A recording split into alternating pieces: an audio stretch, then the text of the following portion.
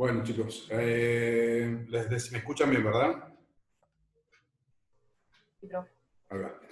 Bueno, les decía que la tintura de yodo puede ser empleada en algunos casos como rubefaciente, rubefaciente.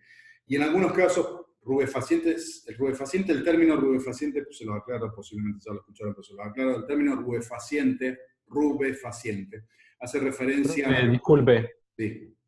rubefaciente en el caso que sea fuerte, ¿no? Porque está hablando de la fuerte usted, me parece. Sí, sí, en realidad la fuerte se supone que cuando no es diluida tiene un efecto cáustico directamente. Es decir, tiene un efecto mucho más potente, si se quiere, que el rubefaciente.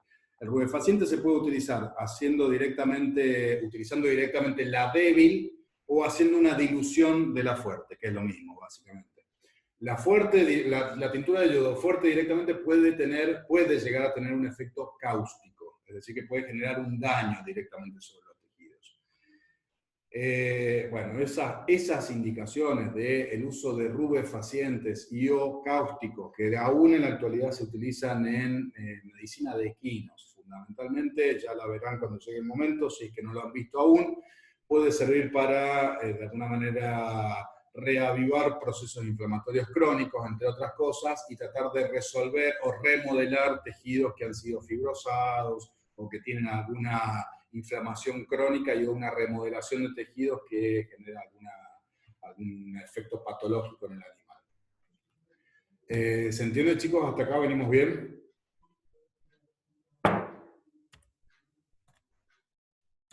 Bueno, voy a tomar eso como un sí. Cloro, el siguiente o la siguiente sustancia de la que vamos a hablar el día de hoy dentro de los compuestos halogenados. El cloro en principio es un compuesto que se va a utilizar o vamos a utilizar en medicina veterinaria fundamentalmente como desinfectante. Eventualmente, y si bien no está incluido en la mayoría de los textos de farmacología, puede ser utilizado también en algunos casos a concentraciones bajas como antiséptico en algunas situaciones. El cloro es una molécula o una sustancia que tiene buena actividad contra bacterias gram positivas, gram negativas, actúa contra esporas, otra vez, virus, hongos y protozoarios. Tiene más o menos la misma eficacia contra microorganismos en general que el yodo. Quizás un poquito más, incluso en algunos casos, de acuerdo al texto que lean. El mecanismo de acción del cloro es a través de la oxidación de las proteínas, oxidación y desnaturalización de proteínas. El cloro en realidad cuando toma contacto con el agua, forma el ácido hipocloroso, que en realidad podríamos decir que es el verdadero principio activo que generan todos los compuestos clorados, el ácido hipocloroso. Y es el que termina generando esta oxidación y desnaturalización de proteínas de los microorganismos que los lleva a la muerte. Tenemos varias formas, podríamos decir, de compuestos clorados que podemos utilizar en medicina veterinaria. Hipoclorito de sodio e hipoclorito de calcio. Por ahí hay alguien con el micrófono abierto. Hipoclorito de sodio y o hipoclorito de calcio. Dentro de los de hipoclorito de sodio hay un compuesto que obviamente todos ustedes conocen, que es... Se le quebraron las patitas, mira, justo ahí se le quebraron las patitas. Y ese me dura, pero se me... Hay alguien con el micrófono abierto, por ahí si lo pueden cerrar estaría buenísimo. El hipoclorito de sodio, insisto, bueno, una de sus concentraciones es lo que conocemos tradicionalmente como lavandina o agua lavandina, que es hipoclorito de sodio al 5, bueno, a ver, hay distintas concentraciones, pero una de las más tradicionales anda alrededor del 5,25%. Van a encontrar presentaciones de agua lavandina que va del 4 al 6% de cloro libre concretamente. La lavandina o el cloro en general tiene una alta eficacia contra todos esos microorganismos que mencionábamos recién a distintas concentraciones. tenemos la ventaja con la lavandina de que es sumamente efectiva a concentraciones de hasta 1 en 250. Y más también incluso. A ver, por ejemplo, para hacer una dilución para hacer, perdón, una esterilización, no, para potabilizar el agua, por ejemplo, yo puedo diluirla 1000 veces, esta lavandina de uso comercial, con 2 gotas de lavandina en 1 litro de agua es suficiente, pero en general, para, por ejemplo, desinfectar pisos en un consultorio o en un hospital, puede ser suficiente diluirla 10 veces. 1 en 10, 1 en 100, por ejemplo, si queremos desinfectar sus paredes, por ejemplo, azulejos, y en algunos casos hasta 1 en 250 si queremos desinfectar algunas superficies menos críticas o con la que los pacientes van a tener menos contacto o contacto menos frecuentemente. El agua lavandina como tal también eventualmente a una concentración baja, que de acuerdo a los textos puede variar entre 1 en 10 y 1 en 50, podría utilizarse, por ejemplo, como antiséptico para el tratamiento de algunas infecciones causadas por algunas especies de hongos, estas tiñas de las que hablábamos recién, por ejemplo. También podría utilizarse agua lavandina diluida en forma tópica. La limitante que tiene el agua lavandina, aun cuando está diluida para uso tópico en la piel, es que tiene un efecto irritante importante sobre la superficie de la piel.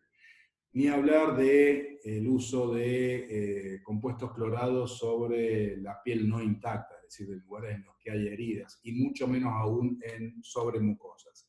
Así que es que en general los compuestos clorados los vamos a utilizar fundamentalmente como desinfectante. Y en ese sentido hay que tener claro, hay que tener en cuenta que los compuestos clorados son compuestos que pueden resultar corrosivos para metales en general.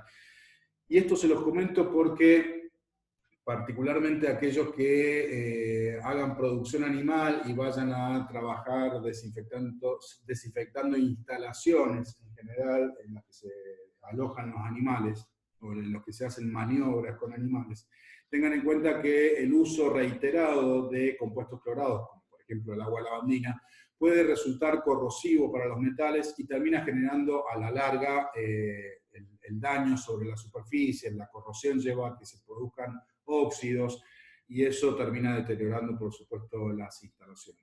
Y esto es algo tan sencillo como, por ejemplo, las camillas que se utilizan en clínicas de pequeños animales, también en muchos casos son de acero inoxidable, bueno, también pueden resultar dañadas con el uso frecuente de compuestos clorados. Y por supuesto, y no es un dato menor a tenerlo en cuenta también, si bien son sumamente efectivos, posiblemente dentro de los desinfectantes a los que tenemos acceso, los compuestos clorados, concretamente el agua lavandina, es sumamente efectiva como desinfectante, insisto, comparable a la acción que tiene el yodo, incluso más, de acuerdo a la concentración utilizada. También hay que tener en cuenta que pierde o disminuye su efectividad frente a la materia orgánica. Por lo tanto, cuando hagamos desinfecciones en general de superficies o de instalaciones, tenemos que tener en cuenta que podemos dañar los metales y tenemos que saber que tenemos que disminuir la materia orgánica presente, porque si no, ese compuesto clorado va a reducir marcadamente su eficacia.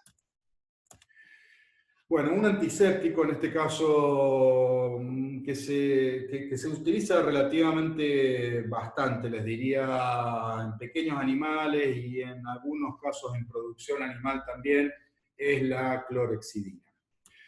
La clorhexidina es un compuesto antiséptico, insisto, que tiene buena actividad contra bacterias, fundamentalmente contra bacterias gram positivas. Es muy importante hacer la aclaración. Actúa contra los dos grupos de bacterias, gram positivos y gram negativos. Las bacterias gram positivas en general son más sensibles a la clorhexidina que las bacterias gram negativas. Y esto es importante, chicos, a tener en cuenta porque las bacterias que están presentes en general, por ejemplo, en la materia fecal, son en muchos casos y en gran medida bacterias gram negativas. Las enterobacterias en general son bacterias gram negativas.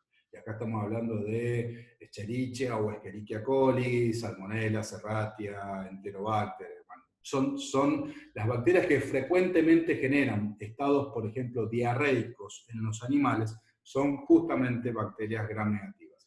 Y esas bacterias gram negativas muchas veces son resistentes a la acción de la clorhexidina. Importante tenerlo en cuenta. Bueno, por supuesto, a diferencia de los compuestos que hablábamos previamente como los halogenados, este compuesto no tiene actividad contra las esporas, tiene alguna actividad antifúngica, muy poca actividad contra virus, aunque sí tiene actividad contra virus envueltos, otra vez, virus con cubierta lipídica. Es un compuesto, y acá hay una característica muy importante porque es muy útil. La clorhexidina es un compuesto que comienza a tener una acción relativamente rápida, en cuestión de segundos, empieza a matar microorganismos, y tiene la enorme ventaja, muy raro esto y muy importante, de que tiene un efecto relativamente prolongado, es decir, que tiene un efecto residual de hasta 6 horas. Hasta 6 horas. El mecanismo de acción de la clorhexidina es a través de la disrupción de la membrana y la precipitación de proteínas. Actúa fundamentalmente alterando la membrana de los microorganismos. Insisto, tengan en cuenta, tiene una acción prolongada, razón por la cual es un antiséptico sumamente utilizado, tanto en pequeños como en grandes animales, sobre la piel de los animales, para disminuir la carga de bacterias que puedan estar generando distintas patologías.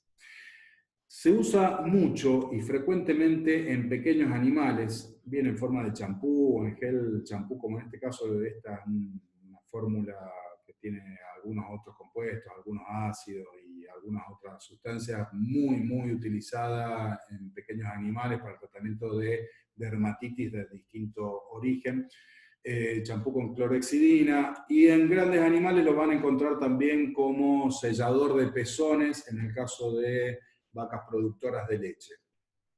¿Por qué hago referencia a esto? Bueno, porque justamente se la utiliza frecuentemente sobre la piel de los animales porque tiene buena actividad contra bacterias gram positivas, que son en gran medida las que frecuentemente generan problemas en la piel de los animales, Staphylococcus y Streptococcus concretamente, y porque además tiene un efecto residual que hace que este efecto antiséptico sobre la piel tratada tenga una perdurabilidad de hasta 6 horas, lo cual no es menor. Es un aspecto sumamente importante e interesante. Otro aspecto muy importante es que la clorhexidina es prácticamente inocua, no tiene casi que ninguna toxicidad. Y tiene un efecto que se puede potenciar con alcohol, es decir, que puede ser combinable con alcohol. No hay antagonismo, no se produce ninguna interacción química, y de hecho se produce una potenciación del efecto, porque la clorhexidina, al afectar la membrana de los microorganismos, también facilita la acción de precipitar proteínas que tiene el alcohol. Por lo tanto, no es poco frecuente que muchas veces en el consultorio se combine la clorhexidina con alcohol para hacer antisepsia, por ejemplo, antes de una cirugía. Y otro aspecto muy importante, a diferencia de los que hemos mencionado hasta el momento, es que la clorhexidina no pierde actividad con la materia orgánica. Por eso también es tan interesante el uso sobre las superficies, en este caso en forma de champú o para sellar pezones en el caso de las vacas, porque yo me garantizo que tengo hasta 6 horas de efecto antiséptico sobre la piel, reduciendo particularmente aquellos microorganismos que suelen generar alteraciones en la piel de los animales, y además sé que no se va a reducir o no se va a afectar notablemente su efecto frente a la presencia de detritus celulares, de secreciones de las glándulas sebáceas, de leche o incluso en algunos casos de pus o sangre. Obviamente, siempre dependiendo de la cantidad, chicos. Obviamente, si yo pongo clorhexidina en un baño de sangre, y sí, obviamente un poco se va a diluir el efecto y se va a perder la acción de la clorhexidina. Pero bueno, tiene varias ventajas, en ese sentido la clorhexidina es bastante interesante. Bueno, seguimos con el siguiente, el peróxido de hidrógeno. El peróxido de hidrógeno está dentro de los compuestos que en los libros van a encontrar como compuestos oxidantes en general. El peróxido de hidrógeno no es más ni menos que lo que todos conocemos como agua oxigenada. Por supuesto, tiene una acción oxidante sobre los microorganismos, actúa generando oxidación de lípidos y proteínas dentro de los microorganismos, lo que los lleva a la muerte. Esa acción oxidante del peróxido de hidrógeno se puede producir por el propio peróxido de hidrógeno, pero el efecto letal fundamentalmente se produce por la combinación con el radical superóxido, que está presente en absolutamente todos los microorganismos, todos los organismos, les diría, en mayor o en menor medida, y eso forma el radical hidroxilo, que es uno de los radicales libres de más alta reactividad y mayor letalidad, por supuesto.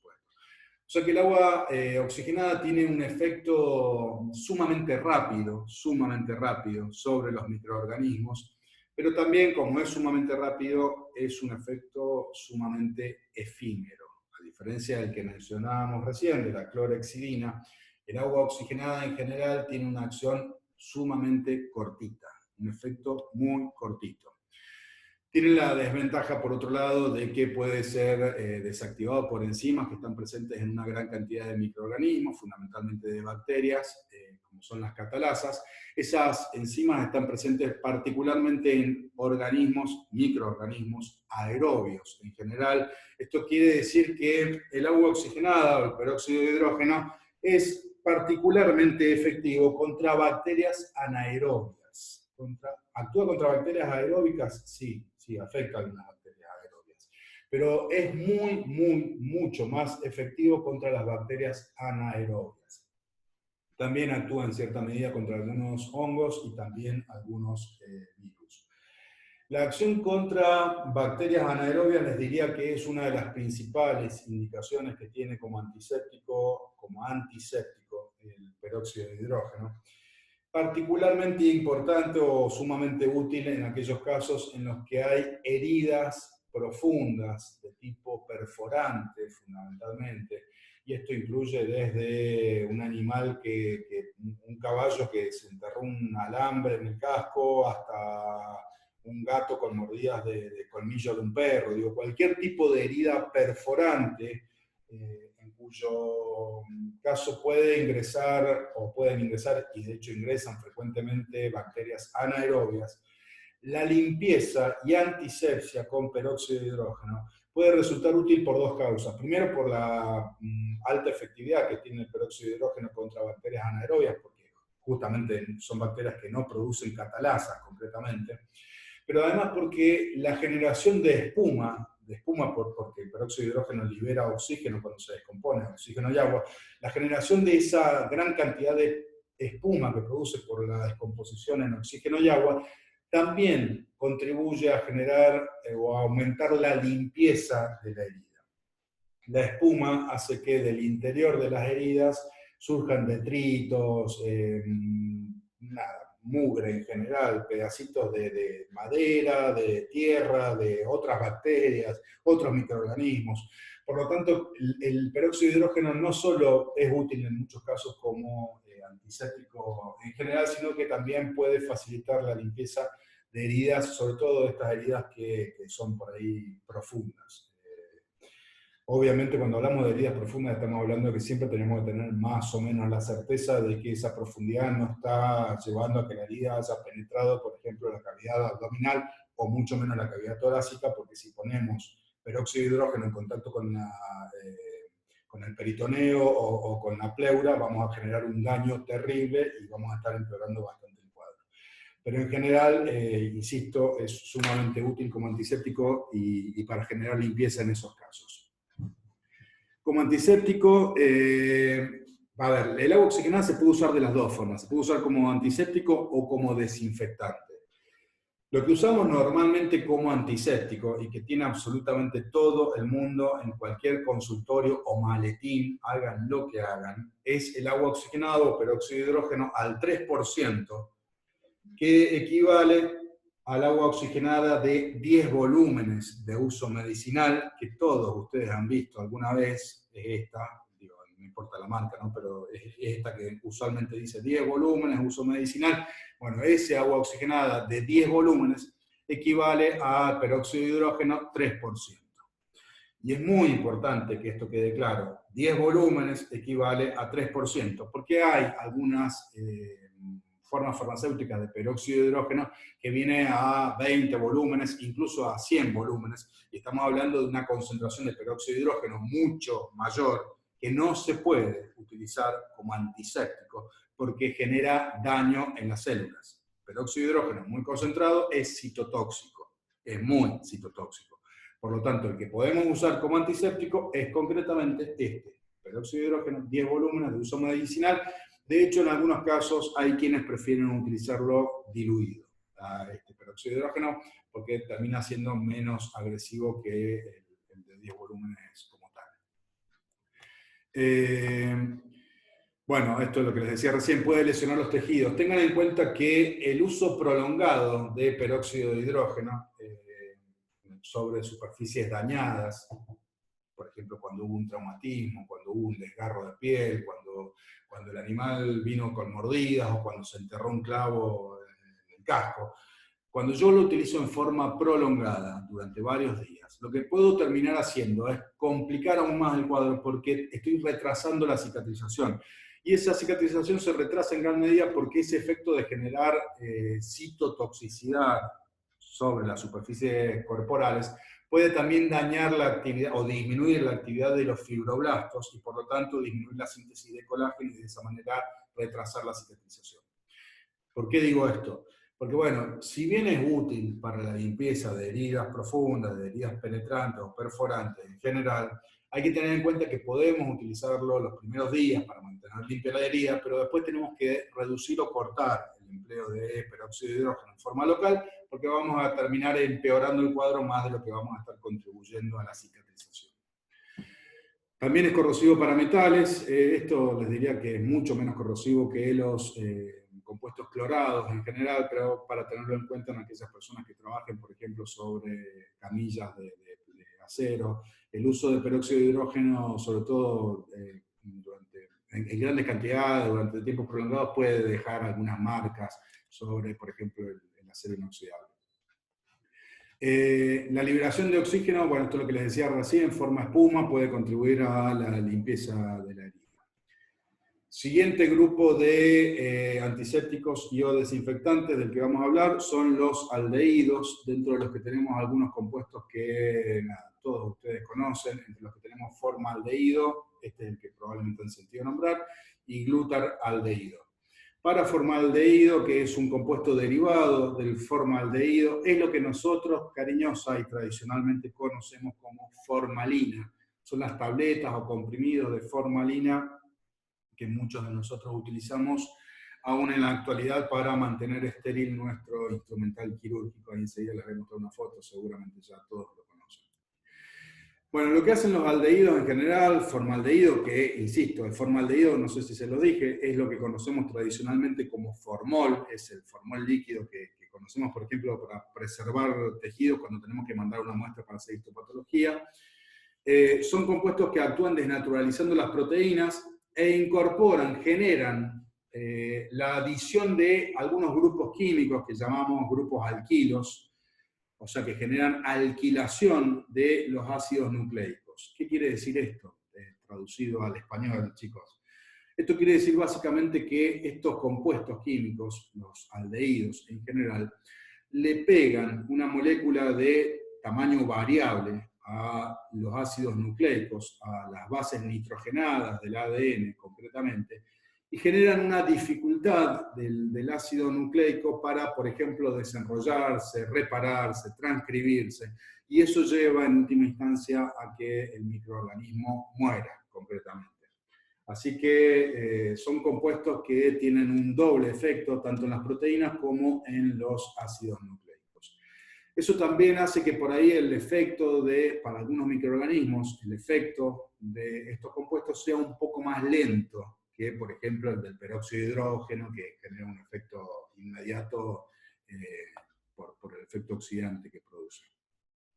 Bueno, el formol, que no es más que el formaldehído en solución al 40%, que es ese formol que todos conocemos y todos han visto, en general se utiliza para fijar los tejidos, que es esto que decíamos recién, para conservar los tejidos, para mandar, por ejemplo, muestras para hacer histopatología al laboratorio, o desinfectar instalaciones. Van a ver también que el formol como tal, el formol líquido, que es este formaldehído en solución, se puede utilizar a concentraciones bajas, a concentraciones del 5%, por ejemplo, concentraciones muy bajas, para hacer antisepsia en algunos casos. Y concretamente les voy a dar el único ejemplo en el que posiblemente pueden llegar a encontrarlo. Para hacer antisepsia, por ejemplo, en las pezuñas de las vacas se puede hacer un pediluvio, se pueden poner los pediluvios en lugares de tránsito obligado de los animales para que se haga antisepsia cuando hay casos de pietil, por ejemplo, de algunas infecciones en el espacio interdigital de las vacas, se puede hacer esa antisepsia con formol a una concentración del 5%, una concentración bajita.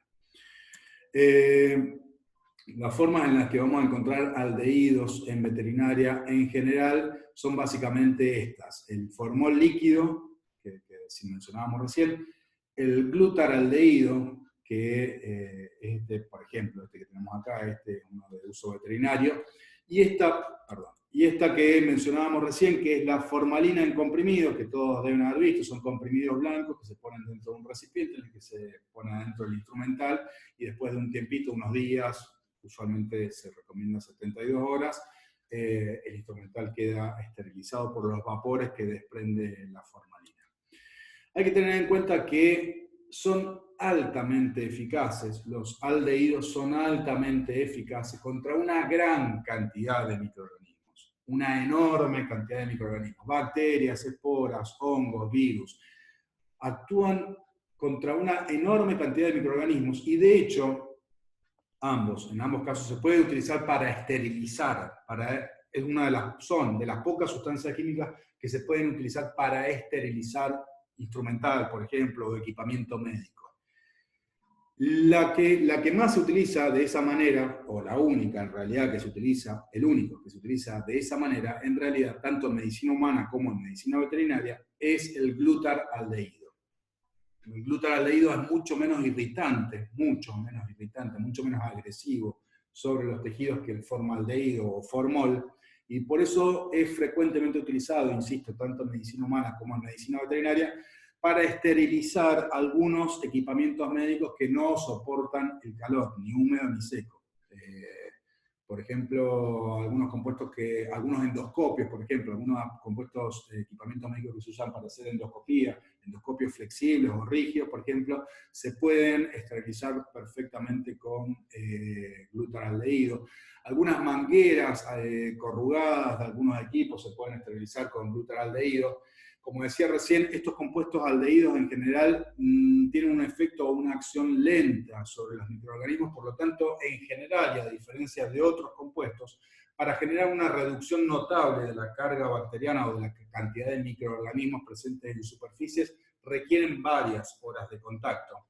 Por ejemplo, el glutaraldehído para hacer desinfección, una desinfección normal, podemos usar una concentración relativamente elevada y con 10 minutos puede ser suficiente con glutaraldehído. Ahora, si yo quiero hacer una esterilización de un equipamiento con glutaraldehído y y eliminar completamente todos los microorganismos, voy a necesitar varias horas, hasta 10 horas de contacto, por ejemplo, con glutaraldehído. O una ventaja enorme, muy, muy importante, en general, es que la efectividad de los aldehídos no se ve, por lo menos no se ve muy afectada por la presencia de materia orgánica. Es un aspecto muy importante porque nos permite utilizar por ahí aldehídos para hacer desinfección, por ejemplo, en corrales o en instalaciones que de por sí tienen una carga de materia orgánica muy importante. Bueno, estos aldehídos no se ven afectados en general por la presencia de materia orgánica, al menos no se ven afectados de una manera muy importante. ¿Me están viendo y escuchando bien, chicos? Porque se me apareció acá algo que no sé si me está indicando. Sí, sí, se escucha. Ahí está, gracias.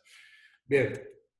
Bueno, como decíamos recién, ambos, los dos, el formaldehído y el glutaraldehído, son compuestos que tienen un efecto muy irritante, tanto para la piel como para las vías respiratorias. En los dos casos pueden generar vapores, tanto el formaldehído como el glutaraldehído pueden generar vapores. El formaldehído o formol es mucho más volátil que el glutaraldehído. En ambos casos, los vapores se pueden incrementar cuando están diluidos en agua o algún vehículo con temperatura elevada. Es decir, que la volatilidad tanto del formaldehído como del glutaraldehído aumenta conforme aumenta la temperatura. Eso también es un punto importante a tener en cuenta.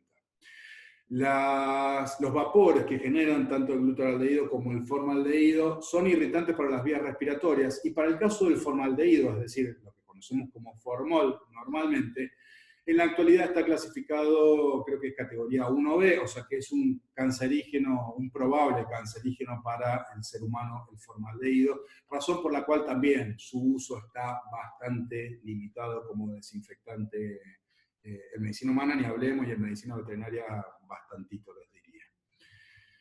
Bueno, quedan 8 minutos, calculo que vamos a poder terminar con esto. Posiblemente después de este hacemos un cortecito de 10 minutos y les vuelvo a mandar un link. Uno de los grupitos de antisépticos, perdón, en realidad antisépticos muy en la actualidad, eventualmente también como desinfectantes que se utilizó durante varias décadas en todo el mundo, fueron los fenoles. Y dentro de los fenoles, el prototipo, uno de los primeros que aparecieron, el primero de hecho, fue el ácido carbólico o ácido fénico, una sustancia química que tiene un pK ácido, es una sustancia química con características ácidas en general, que tenía la característica de ser sumamente irritante para los tejidos en general, por lo tanto, en la actualidad ni hablemos, no se usa como antiséptico. De hecho, no vamos a encontrar tampoco productos como desinfectantes porque han aparecido sustancias químicas mucho más efectivas. Pero el fenol, que es lo que se conoce como ácido carbólico o ácido fénico, es como el prototipo de los desinfectantes o antisépticos, y razón por la cual el resto de los antisépticos y los desinfectantes se comparan en cuanto a su eficacia justamente con los fenoles o con el fenol. Bueno, el mecanismo de acción es generar desnaturalización de proteínas, así como en otros casos que hemos mencionado previamente. Se usa muy poco en la actualidad. Tiene una actividad relativamente importante contra bacterias y hongos, no afecta esporas y tiene una actividad muy limitada contra virus, incluso contra virus con cubierta lipídica. Dentro de los fenoles, hay un grupito, como una especie de subgrupo dentro de la familia de los fenoles, que son los alofenoles. Es decir, que son un grupo de sustancias químicas derivadas de los fenoles, a los que se les ha introducido alguna modificación química, dentro de los que tenemos el cloroxilenol. Y les menciono hay varios más dentro de los fenoles que por ahí van a encontrar en los libros, pero yo les voy a mencionar porque es un compuesto que en la actualidad todavía está disponible en varios productos, tanto de medicina humana como de medicina veterinaria, el cloroxilenol. El cloroxilenol en medicina humana muchos de ustedes lo pueden haber escuchado nombrar o lo pueden haber visto como Espadol, es el viejo y conocido Espadol. Se utiliza tanto como antiséptico, lo van a encontrar de esta manera, como antiséptico, suele venir en una solución jabonosa, como desinfectante también, en envases más grandes de esta manera, también como solución jabonosa, se hacen diluciones y se limpian las superficies con cloroxilenol. El cloroxilenol, insisto, puede usarse como desinfectante y como antiséptico, puede ser utilizado para la desinfección de instrumental cuando tengo que hacer alguna maniobra o algún procedimiento quirúrgico menor, suturar una herida y tengo que desinfectar por ahí el portaaguja o la pinza hemostat, perdón, la pinza mano izquierda, por ejemplo. Bueno, puedo desinfectar con cloroxilenol, por ejemplo. Se pueden desinfectar instalaciones, mesas, camillas, los pisos, los cerámicos. Y en general es bastante efectivo. Hay que tener en cuenta, sí, que los fenoles en general, cuando se utilizan en forma exagerada o en grandes concentraciones, pueden absorberse a través de la piel, incluso a través de la piel intacta, y llegar al sistema nervioso central, en el que generan un cuadro de excitación del sistema nervioso central que se caracteriza por temblores musculares, convulsiones, eventualmente, y en el peor de los casos, un paro respiratorio. Son cuadros recontra poco probables. Sí era, o es más probable con el ácido fénico, es decir, con el fenol original, mucho menos probable con los derivados como el cloroxilenol, a los que se le ha aumentado la eficacia y disminuido notablemente la toxicidad.